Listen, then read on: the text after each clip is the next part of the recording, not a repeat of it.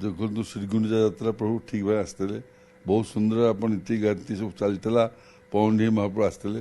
ପୁଣି ନବଦିନ ଯାତ୍ରା କରି ଜଗନ୍ନାଥ ମହାପ୍ରଭୁ ନେଉଟି ଆସିଛନ୍ତି, ତାଙ୍କ ମନ୍ଦିରକୁ ଆସୁଛନ୍ତି। ନୀଳାଦ୍ରି ବିଜେ ବହୁତ ଭଲରେ ହେବ। ବହୁତ ସୁନ୍ଦର ଭାବରେ ପ୍ରଭୁ ପହଣ୍ଡି ହେବେ। ନୀତିକାନ୍ତି ସରି ଶୀଘ୍ର ବି ପହଣ୍ଡି ହେବେ।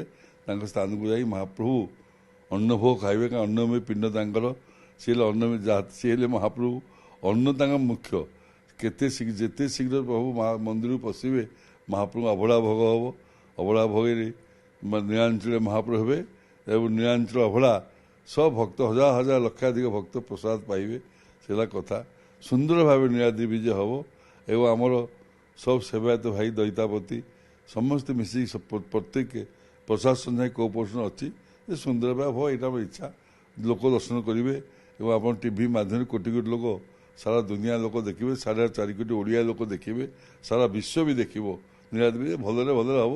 ଏଥର ରଥଯାତ୍ରା ବହୁତ ଭଲରେ ଭଲରେ ହେଇଯାଇଛି। ସତତ ଆଜ୍ଞା ସେ ନୀତିକାନ୍ତିଟି ସମ୍ପନ୍ନ କରାଯିବ। ଗଇଁଠାଳ ପିଟିବି, ମାନଭଞ୍ଜନ କରିବେ ମହାପ୍ରଭୁ, ଲକ୍ଷ୍ମୀ କରିବେ ମହାପ୍ରଭୁ ଯିବେ।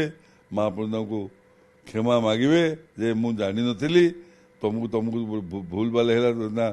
ଲକ୍ଷ୍ମୀ କହିବେ ଯେ ଭାଇ ଭଉଣୀ ନେଇଗଲ, କାହିଁକିନା ମୁଁ ବାଡ଼ଘାଇ ତ ଏଇ ଜିନିଷଟା হয়, ସେଟା କଥା ହେଉଛି ନା ନାଇଁ ଆର ବର୍ଷ ଗଲେ ତମକୁ ପୁଣି ସାଙ୍ଗରେ ନେଇଯିବି। ଦୁଆର ଖୋଲ, ମୁଁ ବହୁତ କ୍ଳାନ୍ତରେ ଆସିଛି। ନବଦିନ ଯାତ୍ରା କରି ତାର ହରିବୋଲ ହରିବୋଳି ପଡ଼ି ଜଗନ୍ନାଥଙ୍କ ଦ୍ୱାର ଖୋଲାଯାଏ। ଜଗନ୍ନାଥ ପହଣ୍ଡି ହେଇ ମହାପ୍ରଭୁ ଯାଆନ୍ତି। ଲକ୍ଷ୍ମୀ ବସନ୍ତି। ଲକ୍ଷ୍ମୀକି ଜଗନ୍ନାଥ ରସଗୋଲା ଖୁଆଇ ଦିଅନ୍ତି।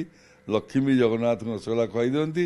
ତା ଜଗନ୍ନାଥ ତାଙ୍କ ସିଂହାସନ ବିଜେ କରନ୍ତି। ଭିତରଛ ମହାପାତ୍ର ରସଗୋଲା ଆସିଥାଏ। ରସଗୋଲା ମୁଁ ଗଇଁଠାଳ ପକେ ବାଲଗୃହ ହିସାବରେ ଲକ୍ଷ୍ମୀ ଜଗନ୍ନାଥ ଆମର ଗଇଁଠାଳ ପଡ଼ୁ। ପ୍ରଭୁଙ୍କ ସିଙ୍ଗାରୀ ତାଙ୍କ ଲକ୍ଷ୍ମୀଙ୍କ ତରଫରୁ, ଜଗନ୍ନାଥ ତରଫରୁ ମୁଁ ବାଳଗ୍ରାହୀ ପ୍ରଭୁଙ୍କ ପାଖରେ ବସିଥାଏ।